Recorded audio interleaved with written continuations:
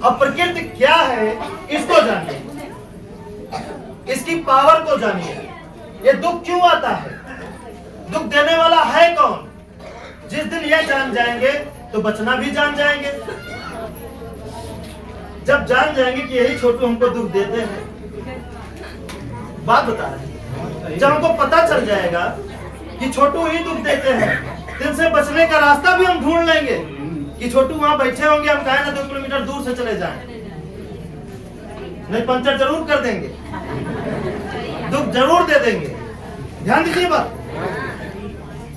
और जब हमको पता ही नहीं है कि दुख देने वाला कहाँ है, हमारे आसपास है या हमारे पैंट के जेब में है, हमारे दिमाग में है, हमारे घर में घुस के बैठा है, जब हमको पता ही नहीं है तो हम क्या करेंगे? अंधकार में तीर चलाते हैं, क्या पता मर जाए वो दुश्मन दुख देने वाला। यहाँ मारे, यहाँ नहीं था पक्का, वहां मारे, वहां भी नहीं था, वहां मारे।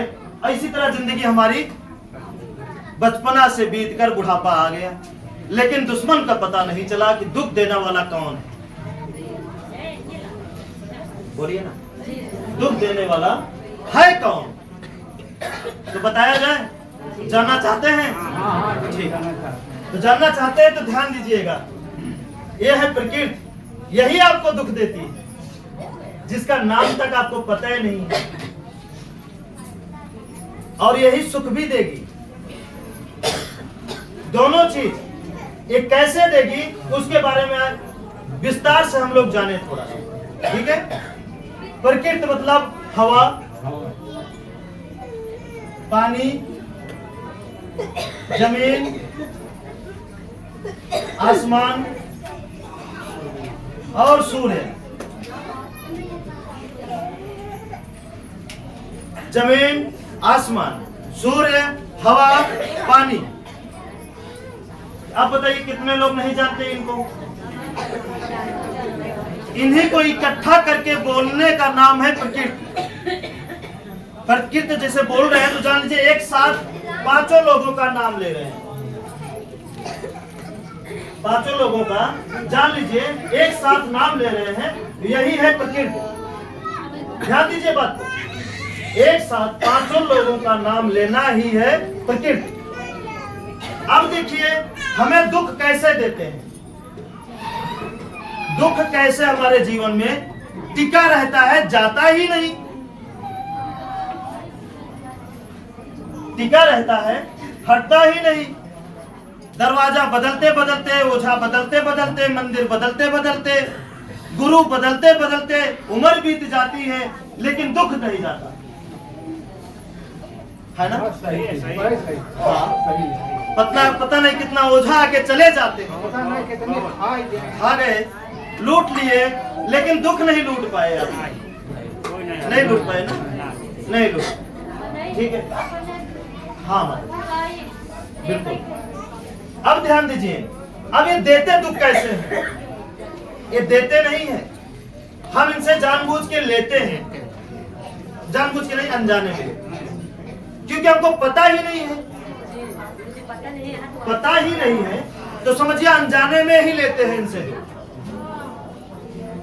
पता मतलब जैसे गेहूं के बारे में आपको पता हो गया है, कितना बार पानी लगेगा, कब कब लगेगा, सही है, सही है। बात बताइए। हाँ, सही है। कौन सी जमीन गेहूं के लिए ठीक है? आसमान पे कोई छत नहीं होना चाहिए गेहूं के ऊपर, कोई पेड़ नहीं होना चाहिए गेहूं के ऊपर। ये क्या है आपको बोलिए ना, ये क्या है आपको पता है? और जो चीजें पता है उस चीजों में कितने लोग धोखा खाते हैं? बताइए, जो गेहूं बोते हैं और धोखा खाते हैं, खाने भर का तो बटोर ही लेता है, धोखा नहीं खाता। क्यों? क्योंकि पता है। अब वो भी लापता करने के लिए टीवी में प्रचार, मोबाइल में प्रचार, रास्ते पर प्रचार, ये खाद डालोगे तो गेहूं पैदा होगा, ये दवाई डालोगे तो ये पैदा हो जाएगा। अब लालच दे करके जो आपको पता है उसको भुलवा के आपको रटवाया जा रहा दवाई का नाम। ये पता होगा तब आप तरक्की करेंगे। सदियों से पीढ़ी हमारी खाती चली आ रही है, तब दवाई की उसमें जरूरत नहीं पड़ी। अब क्या है? दवाई की जरूरत। क्यों? क्योंकि आपको आपके जो असली ज्ञान है उसको भुलवाया जा रहा है। जैसे जब भगवानों का आविष्कार नहीं हुआ था, नकली भगवान का, तब असली भगवान के बारे में सबको पता था। ध्यान दीजिए, बात बहुत बड़ी बात है अगर समझ में आती है। जब तक नकली भगवान का आविष्कार नहीं हुआ था धरती पे, ध्यान दीजिए, उससे पहले हम असली भगवान को पता था, हमारे पूर्वजों को, और वो मानते थे। हमारी धरती धन और धान्य से भरी रहती थी, सुख की कमी नहीं रहती थी इस धरती पे, जब तक ओरिजिनल भगवान का पता रहता था। अब ओरिजिनल भगवान को आप भूल जाएं, डुप्लीकेट भगवान आपके सामने इतना प्रकट कर दिया गया है कि आप ओरिजिनल भगवान को क्या किए, धीरे धीरे कुछ हमारे बाबा के बाबा भूल गए, कुछ बाबा है भुलवा दिए, कुछ बाबा के बेटे भुला गए, कुछ हम, और हम अपने बेटों को पूरा भुलवा दे रहे हैं। एकदम से भुलवा। ध्यान दीजिए, इसी तरह कहानी चली आ रही है। अब ये जितने पीढ़ी बीतती जा रही है, हर घर में नकली भगवान के शिकार सब होते जा रहे हैं। ओरिजिनल भगवान का पता ही नहीं, जबकि जी रहे हैं ओरिजिनल भगवान से ही। यही भगवान है। भगवान मतलब भ से भूमि, ग से गगन, व से वायु, आ से अग्नि, न से नीर, भगवान। जिन्होंने भगवान का शब्द बनाया, नंबर 1 बनाया, लेकिन शब्द ही रह गया, अर्थ में क्या ला दिए? धनुष बाण, चक्र, क्या ला दिए? मुकुट, चंदन, तलवार, त्रिशूल। एक से एक नौटंकी आ गई देश में, और शब्द ही रह गया, अर्थ क्या हो गया? बदल गया। जब अर्थ बदल गया तो जीवन का भी अर्थ बदल गया, सब तड़पने लगे। और ये तड़प का फायदा केवल जो आपको रास्ता देता है ना, वही आगे जैसे होता है ना दिल्ली में, कैसे बताए, आप जिनसे रास्ता पूछेंगे वही आगे आपको लुटवाएगा। नहीं समझ? आप जाइए दिल्ली, बंबई तो नहीं बता सकते, वहां नहीं चोरी हुआ था, हमारे दिल्ली में हुआ था। जिनसे रास्ता पूछेंगे वही फोन करके चोर लगवा देगा आगे कि जा रहा है, भेजे हैं इसी रास्ते में, जो कुछ है ले लीजिए। तो उसी तरह रास्ता भटकना मतलब भटके ही तो हैं। असली भगवान का पता ही नहीं, इसका मतलब भटक गए आप। अब आप अपने दुखों का खत्म होने का पता किसी से पूछते हैं कि नहीं पूछते हैं? जिससे पूछते हैं वही आपको लुटवाता है, हाँ या ना? दुख खत्म करने का पता डॉक्टर साहब से पूछे, डॉक्टर साहब नस बहुत तेज चल रही है, क्या करें? तो डॉक्टर साहब, लो भाई आ गया है चेला, लूटो, खत्म कर दिए। ओझा से पूछे पता कि भैया बीमारी होने का कहां से जतन कैसे करूं, तो क्या किए? सब पेन लेकर बैठे हैं। क्या करने के लिए? आपका हिसाब बनाने के लिए, कितना दे सकते हैं, किस तरीके से दे सकते हैं। दो तो हो गए चोरी, वो वाली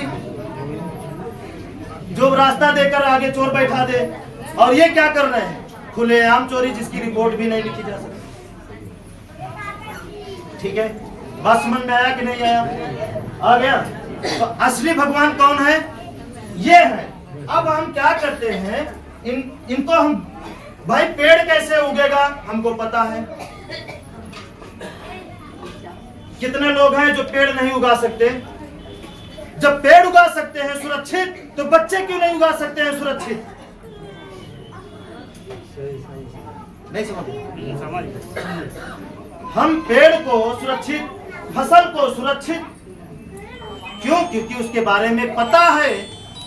और बच्चे कैसे सुरक्षित उगेंगे इसके बारे में पता नहीं है। और यही पता न रहने के कारण ही है दर दर की ठोकरें, सारी कमाई, सारा सुख हमारा कोई छीन ले रहा है, वो भी जबरदस्ती छीन ले रहा है। और हम समझ नहीं पा रहे हैं कि कौन है जो आपका सारा सुख चैन छीन रहा है। ठीक है, तो अब चला जाए, ध्यान से समझा जाए। ठीक है, अब जब इसके बारे में पता नहीं है तो हम हर एक व्यक्ति किसी न किसी मकान में रहते हैं।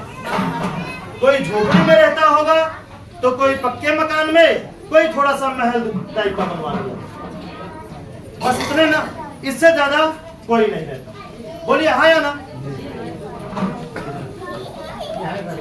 ठीक है, ध्यान से समझिएगा, इससे ज्यादा कोई नहीं रहता होगा। तो जब इसके बारे में हमको पता नहीं है तो सबके घर में क्या है, हवा जाने के लिए दरवाजा है कि नहीं है? किसके घर में पानी की जरूरत पड़ रही है? बोलिए ना। सबके घर में, सबके घर में। किसके घर, कौन किसका घर है जो जमीन पे नहीं बना, जो हवा में उड़ रहा हो? जैसे नकली भगवान का घर हवा में उड़ता है ना, वैसे किसी का है घर जो हवा में उड़ता हो? किसी का। ठीक है, और कितने लोग हैं जो आसमान के ऊपर घर बनाए? किसका घर है जो आसमान के नीचे ही है? और किसके घर में सूर्य या अग्नि की जरूरत नहीं पड़ती? रसोई, रसोई किसके घर में नहीं है?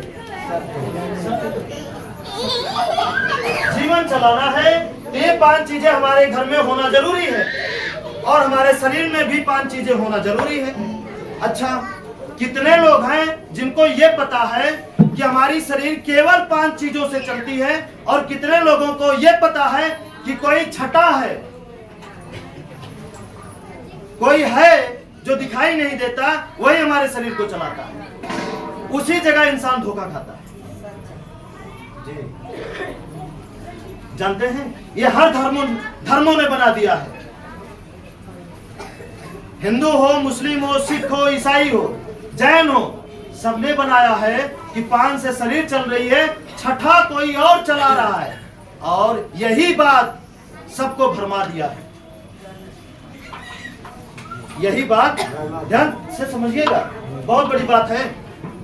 यही बात आपको भरमा दिया है। अब जिससे हम चल रहे हैं उसका ख्याल ना करके, जिसका पता ही नहीं है उसकी खोज में लगे हैं। ध्यान दीजिए, नहीं समझ रहे हैं? जिसको आप पता है कि हमारी शरीर पानी, हवा, जमीन, आसमान के बगैर नहीं चल सकती, पता है, पता है, सबको पता है कि नहीं चल सकती। इनकी सुरक्षा छोड़ करके, इनको मानना छोड़ करके, इनके अनुसार रहना छोड़ करके, उसके पीछे हम लगे हैं जिसका पता ही नहीं है कि वो कहां है। ध्यान दीजिए बात को, जिसका पता ही नहीं कि वो कहां है। छठा जो ये बोलता है वो कहां है? बोलता तो हमारे पास ही है। हम बोल रहे हैं तो अभी हमारे पास है, आप बोल रहे हैं तो आपके पास। अब इसमें से 5 चीजों में से अगर कोई एक चीजें कम करके देखिए, क्या करके? 5 चीजों में से कोई एक चीजें कम करके देखिए, क्या ये बोलता है? बोलेगा? नहीं बोलेगा। 5 चीजों में कोई एक चीज बढ़ा के देखिए, खूब गैस बन जाए, खूब बन जाए, फिर देखिए क्या है, बोलेगा? मर जाएगा। खूब पानी शरीर में भर जाए, क्या ये बोलेगा? नदी में डूबते हैं क्या होता है? पानी ही भरता है, फिर वो बोलता हुआ निकलता है, मरा हुआ निकलता है, मरा हुआ। क्या ये बात अपनी आंखों से देख रहे हैं कि नहीं देख रहे हैं? जान रहे हैं कि नहीं जान रहे हैं? तो जिस चीजों को हम देख रहे हैं अपनी आंखों से, बातों से, दिमाग से, हर जगह से समझ रहे हैं, उसको मानने को हम तैयार नहीं है। और जिसको कोई नहीं देखा, कोई नहीं जाना, उसके पीछे हम क्या कर दिए हैं? रात दिन लाठी डंडा लेकर तैयार है, हिंदू मुस्लिम को मारने के लिए, मुस्लिम हिंदू को मारने के लिए। देखिए तैयार है। तैयार नहीं है? ये क्या है? ये कुछ नहीं, ये सिर्फ नौटंकी है, फालतू नौटंकी। और इस क्रिया में बर्बादी किसकी है? हम आप जैसे गरीब व्यक्ति की, दुखी लोगों की बर्बादी है। ठीक है? तब क्या करेंगे हम किसी का पता नहीं खोजेंगे, हम अपना पता खोजेंगे, केवल अपना पता कि आप किससे चल रहे हैं। खुद को संवारेंगे, खुद की बुराइयों और कमियों को दूर करेंगे। अब से क्या करना है? अब इनको मानने के साथ साथ, जब इनको मानते तो हमको पता होता कि हम मकान को किस तरह बनाएं जिससे हमारी जिंदगी सुरक्षित चलती रहे। जब इनको पता ही नहीं तो कैसे भी बनाओ, वो है ना रक्षा करने के लिए। कौन है? जो कभी दिखते ही नहीं, जो कभी आते ही नहीं है ना? कभी आते हैं, कभी दिखते हैं, कभी समझे हैं उनको, कभी नहीं समझे हैं, कभी नहीं देखे हैं, कभी नहीं यकीन किए हैं उनको। ठीक है, ध्यान से समझिएगा। हमें लगता है समझ नहीं रहे है ना? ध्यान से समझिएगा। तो हमें क्या करना है? हम सबको क्या करना है? उनका पता नहीं खोजना, जो लापता हैं, जो मौजूद हैं, उनका पता खोजना। मौजूद कौन है? हवा, पानी, जमीन, आसमान, सूर्य। हमें इनके अनुसार चलना है, इनके अनुसार रहना है और इन्हीं को मानना है। क्या ये संभव है? इनके अनुसार चल सकते हैं, मान सकते हैं, इनके अनुसार रह सकते हैं। ठीक है? अब आप, अगर आपका घर, आपका मकान अगर इनके अनुसार नहीं है, आपका मकान इनके खिलाफ है, क्योंकि इसमें दो ऊर्जा है, एक जीवन देने वाली, एक जीवन लेने वाली। ध्यान दीजिए बात। एक आपको हमेशा दुखी करने वाली ऊर्जा, एक ऊर्जा वो जो आपको हमेशा खुशहाल रखने वाली ऊर्जा। दो ऊर्जा है, एक आपको खुशहाल करने वाली ऊर्जा, एक आपको हमेशा दुखी करने वाली ऊर्जा। अब हो सकता है हम इनको मानते ही नहीं हैं, प्रकृति को कभी मानते ही नहीं है। हो सकता है आपके घर में दुखी करने वाली ऊर्जा जाती हो तो ध्यान दीजिए बात। और जब तक दुखी करने वाली ऊर्जा आपके घर में जाएगी, चाहे ओझाई करा लीजिए, चाहे दवाई करा लीजिए, चाहे किसी के दरबार में माथा पटक पटक के फोड़ डालिए, कुछ नहीं होने। जैसे गेहूं में पूरा पानी भर दीजिए, उसके बाद बोइए। अब बोने के बाद उसमें जगह जगह मूर्ति लगा दी, जगह जगह मूर्ति। क्या वो एक गेहूं उगेगा या सड़ जाएगा? बोलिए, सड़ जाएगा उगेगा? सड़ जाएगा। धान लगाइए, लगाने के बाद पानी मत दीजिए, क्या सूख जाएगा या धान हरा भरा रहेगा? सूख जाएगा। अगर उसमें हम बढ़िया हवन करवा दे, यज्ञ करवा दे और जगह जगह पूजा पाठ और उसके लिए उपवास रहे कि हमारा धान पानी न पाए फिर भी हरा रहे, नहीं हो सकता। क्या संभव है? नहीं। तो आपका जीवन भी तो फसला है, हमारा जीवन क्या फसला है? हमारा भी तो जीवन हवा, पानी, सूर्य, आसमान के बगैर नहीं चल सकता, नहीं चल सकता, किसी भी कीमत में नहीं चल सकता। तो जब उसमें गलत ऊर्जा जाने से धान सूख सकता है, पेड़ सूख सकता है, तो हम क्यों नहीं सूख सकते? हमें लगता है कि आप बोलने लगे, थोड़ा सा शांति बनाओ। बोलिए नहीं, शांति बनाइए। ठीक है, थोड़ा सा शांति बनाइए। सूख सकता है कि नहीं? जिस प्रकार फसल को, हमारे खेत की फसल को समय से पानी, सही जमीन, सही ऊर्जा, सही हवा पाने से, देखिए एक गर्म हवा होती है, एक ठंडी हवा होती है। कितने लोग अनुभव किए हैं गर्म और ठंडी हवा? अच्छा बताइए, कितने लोगों को ये पता है कि मौसम ठंडा होता है और मौसम गर्म होता है, और कितने लोगों को ये पता है कि हवाएं ठंडी होती हैं, हवाएं गर्म होती हैं?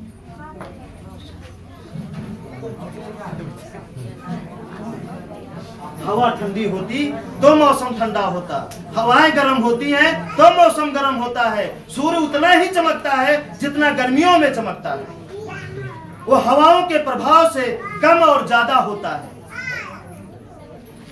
जमीन की उचित दूरी और नजदीकी से तपन और ठंडी बढ़ती है और घटती है। नजदीक होता है तो हवाएं गर्म होती हैं, हवाएं गर्म होती हैं तो हमें वैसा अनुभव होता है। अब बताइए, जो गर्म हवा में जो फसल नहीं तैयार हो सकती, वो फसल ठंडी में तैयार होगी, और जो ठंडी में तैयार नहीं हो सकती वो गर्मी में तैयार होगी। अगर इसका उल्टा कर दीजिए, धान जो है ठंडी में लगाइए, उल्टा करिए थोड़ा सा, धान ठंडी में लगाइए और गेहूं बरसात में दो, क्या हो सकता है? क्यों नहीं हो सकता?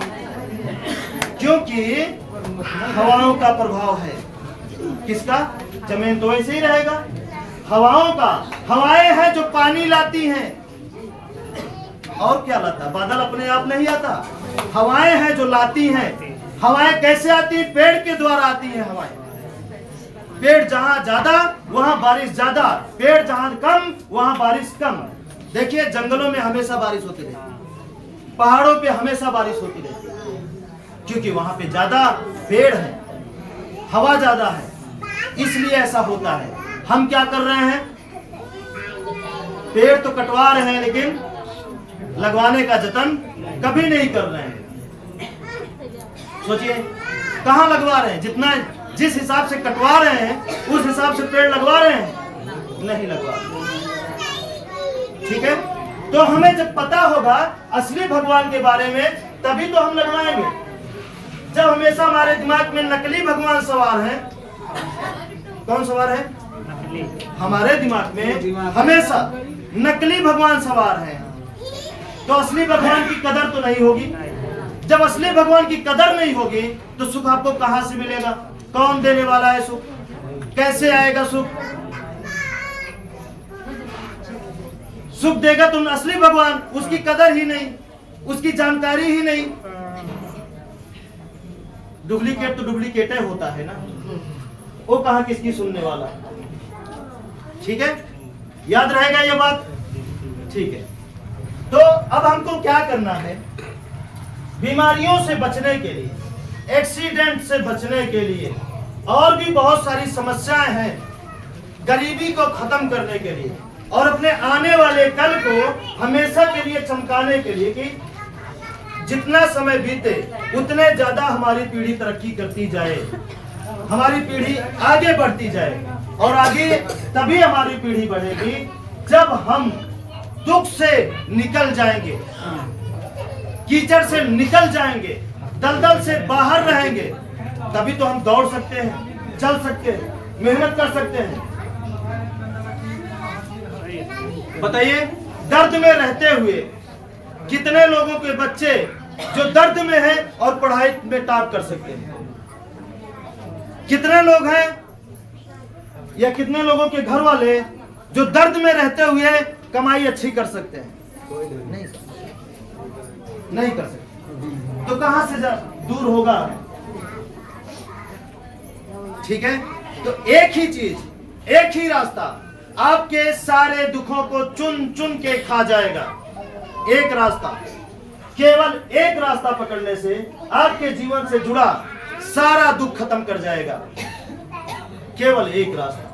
तो अब करना क्या है? इनको मानना है, मानने के साथ साथ पानी का किस जगह से पीना है उसका जतन करना पड़ेगा। दरवाजा आपके घर में किस जगह से हवा आनी चाहिए, एक जहर की होती है और एक जिंदगी की होती है। जैसे उदाहरण के तौर पे आप 20 फीट का गड्ढा खोद लीजिए, उसी में जाके सोइए, है ना? 20 फीट का गड्ढा खोद करके उसी में सोइए और देखिए, अपने आप को बचा के देख लीजिए। जो जीवन देने वाली ऊर्जा है वहां पहुंच नहीं पाएगी। जब पहुंच नहीं पाएगी तो आपका सांस फूल के मर जाएंगे। पहले देखिए कितने लोगों जो है कुआं से सींचते थे। जब पट्टा टूट जाता था और 1-2 दिन इंजन बंद रहता था तो उसमें जल्दी कोई हिलता नहीं था। क्यों? क्योंकि उसमें गैस बन जाती थी, हवा नहीं पहुंचती थी जीवन देने वाली। तो गैस निकालने के लिए लोग उसमें जतन करते थे तरह तरह के। कोई आग जला के फेंकता था, कोई चूना, कुछ भी, मतलब कि कैसे भी वहां से गैस बाहर आ जाए फिर हम हिले। ठीक है, हाँ। और कितने लोग जो नहीं समझ पाए वो भगवान का नाम लेकर मर ही गए। हाँ भाई, मिल गए उसमें। ठीक है, ध्यान दीजिए बात। तो ये चीजें हैं। उसी तरीके से हमारा घर है। हवा हमारे घर में किधर से आनी चाहिए? सूर्य की रोशनी किधर की लगनी चाहिए हमारे घर में? हमारे घर में जो सामान है वो किधर होना चाहिए? हमारे घर में देखिए, जहां साफ रहता है वहीं गंदगी भी रहता है कि नहीं? तो जीवन में हमेशा फूल और कांटे दोनों मिलते रहेंगे। बात समझ रहे हैं कि नहीं? कांटे और फूल दोनों आपके जीवन में हमेशा मिलते रहेंगे। बस उसमें होशियारी ये करनी है कि कांटों को कांटों की जगह लगा दीजिए और फूल को फूल की जगह लगा दीजिए। दोनों लाभ करेंगे। उल्टा कर देंगे, गड़बड़ा जाएगा। नहीं समझ रहे? मतलब गंदगी भी हमारे घर की कहां होनी चाहिए? शरीर है तो गंदगी होगी जरूर, लेकिन उसको कहां करना? लैट्रिन, स्नान, कचड़ा, उसका जगह अलग होता है, सही जगह, साफ सफाई सही जगह। ठीक है, तो सबका जो उचित स्थान है, जब उसको जगह जगह सेट कर देंगे तो अपने आप धीरे धीरे धीरे धीरे उस घर से जो इतने भी दुख हैं वो धीरे धीरे के खत्म होते चले जाएंगे। जितने पुराना होता जाएगा उतने ज्यादा दुख खत्म होता चला जाएगा। अब समस्या इस बात का है कि अगर ज्यादा बड़ा दुख है तो थोड़ा टाइम लग सकता है। इसके लिए आपको परेशान होने की जरूरत नहीं है। ठीक है, थोड़ा टाइम लग सकता है, इसलिए आपको घबराने की जरूरत नहीं है। हाँ, अगर रातों रात खुशहाल होना है, जल्दी से खुशहाल होना है, तो आप ओझा के पास लेकिन यहाँ पे जब एक बार आप खुशहाल हुए तो फिर हमेशा के लिए होंगे, कई पीढ़ी के लिए होंगे। आपका पड़ोसी आपके घर में कितना भूत करेगा कभी नहीं जा सकता है, लिखित गारंटी रहेगी। लिखित गारंटी। चाहे कितना कोई लवांग आपको खिला दे, खून किसी का काट के लाके फेंक दे आपके चौखट पे, ठीक है, क्या क्या करते हैं? फूल फेंकते हैं ना, भूत करते हैं, क्या करते हैं? यही सब करते हैं। हाँ हाँ, ठीक है। तो कोई कितना साजिश रच दे आपको बर्बाद करने के लिए, आपके परिवार को बर्बाद करने के लिए, वो सारी साजिश लौट कर उसी को मारेगी। किसको मारेगी? उसी को मारेगी जो बोया है। और ये बातें हम दावे के साथ इसलिए कह रहे हैं क्योंकि इसका भी प्रैक्टिकल हो चुका है। ठीक है, बिना प्रैक्टिकल का यहाँ पे कोई भी बातें आपको नहीं बताई जाएंगी। इसका प्रैक्टिकल पूरा का पूरा हो चुका है। आगे चले। अब आप चाहते हैं ये हमेशा और ये कभी ना गड़बड़ाए, ये हमेशा और ये कभी ना गड़बड़ाए, ये हमेशा बना रहे, खुशियां बरकरार बनी रहे जिंदगी भर। उसके लिए आपको क्या करना पड़ेगा? उसमें भी एक चीजें हैं जो आपको करना पड़ेगा। बता दें? बता दिया जाए। वो है कर्म जिससे कोई बच नहीं सकता। कर्म है जिससे कोई बच नहीं सकता। बताइए।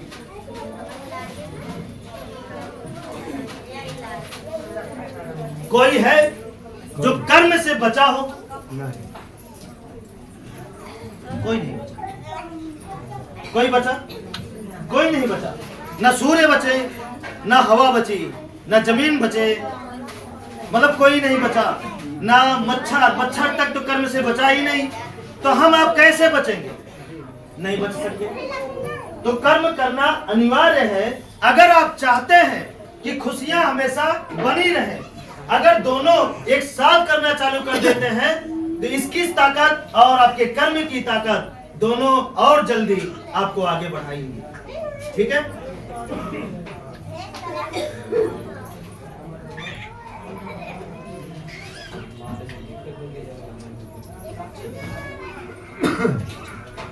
ठीक है। कर्म, कर्म पे आप विशेष ध्यान दीजिए। अगर जैसा आप करेंगे, चुन चुन के आपको हिसाब वैसा लेना पड़ेगा, ना चाहते हुए भी। बताइए, तो आप कैसा हिसाब लेना चाहते हैं? खुशहाल वाला हिसाब या रोने वाला हिसाब? कैसा हिसाब लेना चाहते है ना? तो रोने वाला हिसाब नहीं लेना चाहते हैं। जब रोने वाला हिसाब नहीं लेना चाहते हैं तो वैसा ही कर्म आपको करना पड़ेगा। अगर आप खुशी देंगे तो खुशी तो मिलेगी, दुख देंगे तो दुख मिलेगा। इसको कोई रोक सकता है? कोई नहीं रोक सकता। दुनिया की कोई ताकत इसे रोकने वाली नहीं है। इसलिए आज से याद कर लीजिए कि हम सारे कर्म करेंगे, लेकिन याद रखिए कि आपके कर्मों द्वारा कोई दुखी नहीं होना चाहिए। नहीं होगा। अगर हुआ तो समझिए उतना लौटने वाला है। हो सकता है ज्यादा लौट सके, कम नहीं लौटेगा। ठीक है? याद रहेगा ये बात? याद रहेगा। चलिए आगे है, हमेशा आपको सच बोलना है। हमेशा क्या